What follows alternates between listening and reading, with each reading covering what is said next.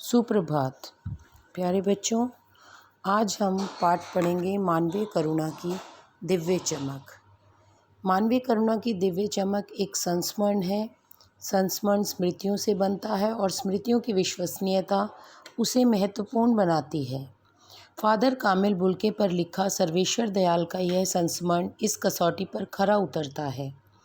अपने को भारतीय कहने वाले फादर कामिल बुल्के का जन्म यूरोप में बेल्जियम में रैम्स चैपल शहर में हुआ, जो कि गिरजों, पादरियों, धर्मगुरुओं और संतों की भूमि कही जाती है, परंतु उन्होंने अपनी कर्म भूमि बनाया भारत को। फादर कामिल बुल्के एक सन्यासी थे, परंतु पारंपरिक अर्थ में नहीं। सर्वेश्वर का फादर बुल्के से अंतरंग संबंध था, जिसकी झलक हमें इस संस्मरण में मिलती है। लेखक का मानना है कि जब तक रामकथा है, इस विदेशी भारतीय साधु को याद किया जाएगा तथा उन्हें हिंदी भाषा और बोलियों के अगाध प्रेम का उदाहरण माना जाएगा। लेखक पाठ के सार से परिचित होते हैं। लेखक जो हैं वो शिकायत कर रहे हैं ईश्वर से और कह रहे हैं कि जिस फादर की रगों में सभी भारतीयों के लिए मिठास भरे अमृत के अतिरिक्त और कुछ नहीं था, उसके लिए ईश्वर ने जहरबाद अर्थात जहरीले फोड़े का विधान क्यों रचा। फादर ने अपना जीवन प्रभु की आस्था अर्थात श्रद्धा उपासना में बिताया, लेकिन अंतिम समय में उन्हें अत्यधिक शारीरिक यातना सहनी पड़ी और इसीलिए यहाँ पर लेखक जो हैं वो ईश्वर से शिकायत कर रहे हैं कि ऐसे अच्छे व्यक्ति के लिए ऐसी मृत्यु का विधान क्यों किया गया।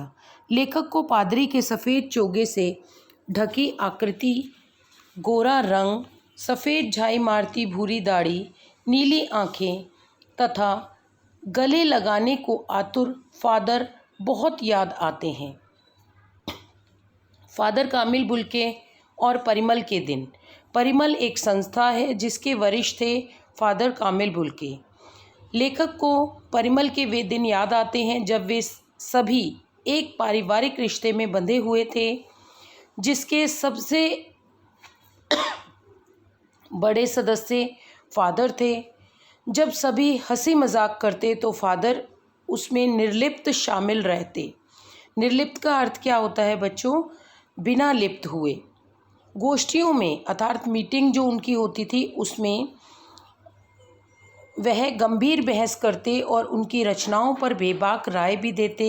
लेखक तथा उसके मित्रों के घरों में किसी भी उत्सव अथवा संस्कार में वह बड़े भाई या पुरोहित की तरह खड़े होकर उन्हें आशीषों से भर देते थे, यानी आशीर्वाद देते थे। लेखक को अपने बच्चे का वह संस्कार याद आता है जब फादर ने उसके मुख में पहली बार अन्न डाला था। अन्नप्राशन का वह संस्कार लेखक को उस समय उनकी नीली आँखों में तैरती हुई वात्सल्य की भावना ऐसी लगती है जैसे वह किसी ऊंचाई पर देवदार की छाया में खड़ा हो। फादर की मातृभूमि एवं उनका परिवार। फादर कामिल बुल्के जो थे वो बेल्जियम में इंजीनियरिंग के अंतिम वर्ष में थे। तब उनके मन में सन्यासी बनने की इच्छा जागी, जबकि उस समय उनके परिवार में 2 भाई, 1 बहन, माँ और पिता सभी थे। उनकी जन्मभूमि का नाम रैम्स चैपल था। उन्हें अपनी माँ की बहुत याद आती थी। फादर अपने अभिन्न मित्र डॉक्टर रघुवंश को अपनी माँ की चिट्ठियाँ दिखाया करते थे। उनका एक भाई वहीं पादरी हो गया था और एक भाई काम करता था।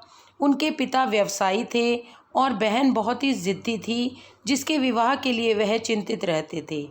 भारत में वह बस जाने के बाद 2 या 3 बार वह अपने परिवार से मिलने बेल्जियम गए होंगे। तो बच्चों, आपने यहाँ पर पाठ का सार जाना।